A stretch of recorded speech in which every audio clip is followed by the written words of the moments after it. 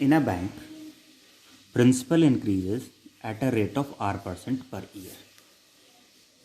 यानी कि principal increases with time at R% per year. और ये R% लिख के ना हम जनरली क्या करते हैं, R% ऐसे ही छोड़ देते हैं. अब देखो भैया R% किसका होगा, प्रिंसिपल का ही तो होगा, है ना.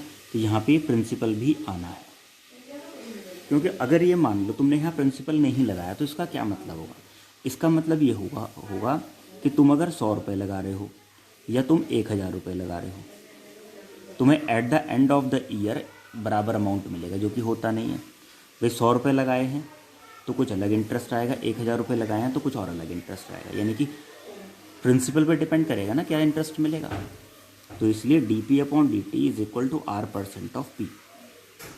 इस लैंग्वेज में कहीं नहीं पता चलता, P आएगा यहाँ पे. देखो, in a bank principal increases at a rate of R% per year. तो principal increases at a rate of R%, बस इतना छोड़ देते हैं. R% ऑफ P आएगा.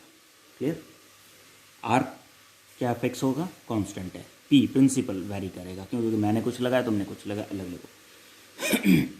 तो dp/P is equal to R% of dt, है ना. अब इसे इंटीग्रेट करा लेते हैं. तो ये क्या हो जाएगा, log P is equal to R/100 T plus C. Integrate हो गया.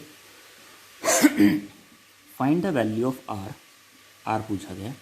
If ₹100 doubles itself in 10 year. देखो हमने t=0 पे जो प्रिंसिपल लगाया था वो कितना था, 100 था. और t=10 पे 10 ईयर्स पे तो प्रिंसिपल कितना हो गया, 200. डबल हो रहा है ना. अब ये कंडीशन भी समझ में नहीं आती है. उन्होंने कहते हैं find the value of R if it ₹100 doubles itself in 10 year. तो t=10 पे रुपीज़ प्रिंसिपल क्या हो जाएगा, 200 हो जाएगा. तो स्टार्टिंग में तो 0 पे t=0 पे प्रिंसिपल 100 होगा. तो पहली कंडीशन लगाते हैं, एट t=0 पे p इज़ ₹100. तो p की जगह 100 रख दो. log 100 is equal to 0 plus c. ठीक है. तो ये log 100 आ गया हमारे पास c. log 100 नेचुरल लॉग चल रहा है, ध्यान रखना. c आ गया. अब इसे पुट करते हैं फर्स्ट में.